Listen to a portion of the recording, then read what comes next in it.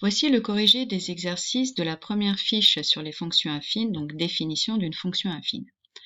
Parmi les fonctions suivantes, quelles sont celles qui sont affines et préciser la pente et leur donner à l'origine. Première fonction, f de x est égal à moins 6x moins 7. F est de la forme fx égale à mx plus p, où on reconnaît que m ici vaut moins 6 et p vaut moins 7. Donc c'est bien une fonction affine. Alors faites attention, la pente ce n'est pas moins 6x, mais bien moins 6 uniquement, le nombre qui est multiplié par x. Deuxième fonction, g de x est égal à 8 moins 4x. Je peux écrire cette expression comme étant moins 4x plus 8. Et là, je reconnais bien la forme g de x est égal à mx plus p. Par conséquent, c'est bien une fonction affine, avec m qui vaut ici moins 4 et p qui vaut 8. Troisième fonction, h de x égale à 5x carré plus 6x moins 4. Comme nous avons du x carré dans l'expression, ce n'est pas une fonction affine, mais c'est ce qu'on appelle une fonction polynôme du second degré. Quatrième fonction, i qui a x associé racine de x plus 3. Comme nous avons du racine de x dans l'expression de la fonction, ce n'est pas une fonction affine.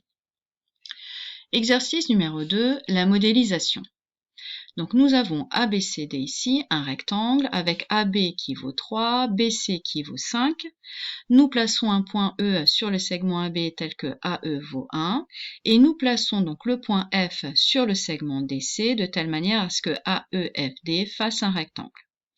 De plus, nous plaçons un point M sur le côté BC, n'importe où, et on va tracer donc le rectangle EBMH avec H sur le segment EF, et nous allons aussi tracer le rectangle HFDG avec G qui est un point du segment AD.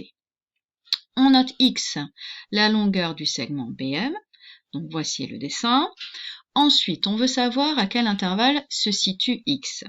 X est sur le segment BC, ça veut dire qu'il peut être soit sur le point B, donc la distance entre M et B vaut 0, et M peut se balader jusqu'au point C, où la distance à B vaut 5.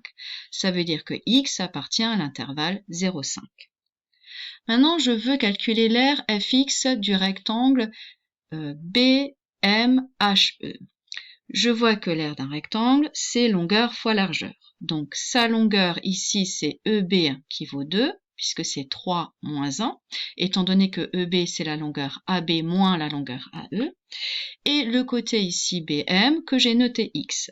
Ça veut dire que f de X, ce sera donc X fois 3 moins 1, c'est-à-dire 2X. Ceci est une fonction linéaire. Ensuite, je veux calculer l'aire g de x du rectangle HFDG. Donc, nous avons déjà un côté qui vaut 1 et nous avons le deuxième côté qui va valoir 5 moins x puisque c'est la totalité BC auquel j'enlève la longueur BM. Donc, g de x vaut 5 moins x fois 1, c'est-à-dire 5 moins x. Maintenant, je cherche l'emplacement du point M pour que les aires soient égales.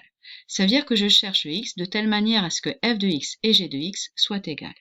Ce qui se traduit par 2x égale 5 moins x. Je rajoute x de chaque côté, donc j'obtiens 3x égale 5, c'est-à-dire x égale 5 tiers. Par conséquent, pour x égale 5 tiers, l'aire des deux rectangles rouges sont égales. Et vous avez dans l'encadré ici la vérification des résultats. Voilà pour la première fiche.